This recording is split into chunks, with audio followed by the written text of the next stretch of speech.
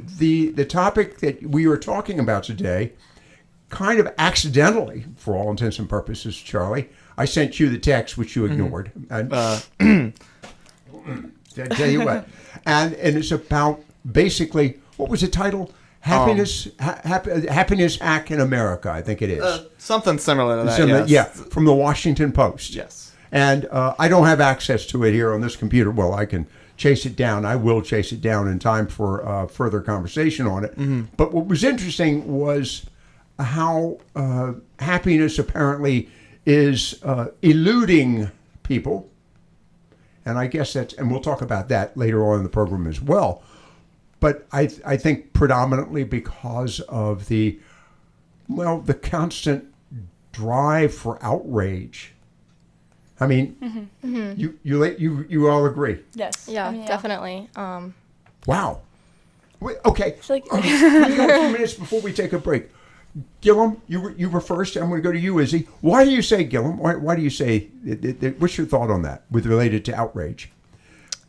I mean, I definitely think that happiness can come from many different things, and. But are we seeing outrage? Is it what's driving the outrage? I guess and the intensity. Is it the news or is it entertainment? What is it? Is it pervasive everywhere? I definitely think so. I definitely think social media has come up and rising, and that I think that can cause a lot of different feelings and uncertainties about different things. So, yeah. Very interesting. The social media aspect of that. Okay, Izzy, your thoughts? I agree with her. Also, you can't make everyone happy. And I feel like people, that's like a big thing.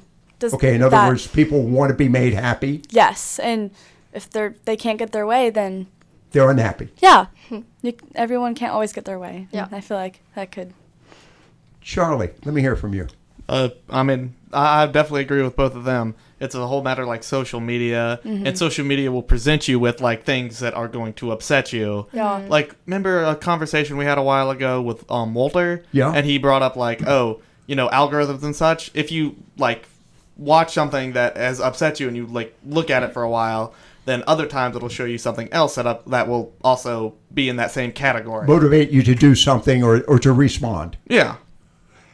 It's interesting, and to Gillum and Izzy, who may not, and I can't believe you weren't listening to that program, but I'm sure you probably were occupied that one afternoon. We were talking to a group of as a matter of fact, we were talking to Sally's brother we're talking about. Mm-hmm. And he pointed out in his conversation that he was looking at his social media, Instagram, whatever. I think.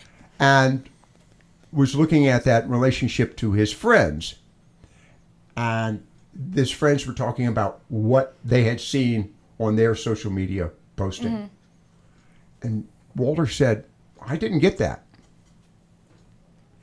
And it dawned on him, and frankly, it dawned on all of us in hearing the story, that the algorithm had determined what Walter wanted or needed to see.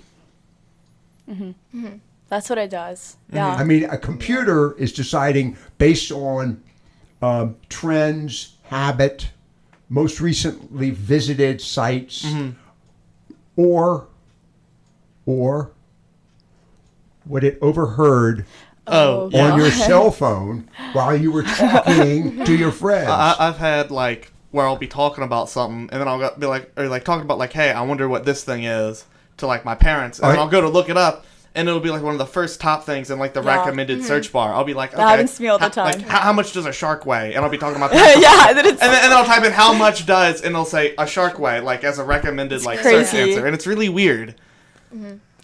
I can also relate to that too. I'll be, talking about a subject with some of my friends, whether it be, sports or a certain concert that's coming up or whatever it may be, and I'll go look on Instagram or TikTok or Snapchat, hours later, and that'll be the first thing that pops up is, a new concert from this band that's coming up. And so I feel like some of it is a lot of, the artificial intelligence playing into it, maybe. AI. That comes into play. And, definitely. I feel like it happens a lot when we're talking about shopping or I don't know, seeing clothes, different clothing and then you brands. open up your Instagram, and there's Instagram ads to links of, it's the first thing that pops up. It's that one article of like clothing or some brand. Yeah, and we were just talking about it's this. really weird how it does that. Like it's very uncomfortable feeling when you've just been talking about something or just been doing something, then that specific thing will pop up on your phone somewhere. They're always watching.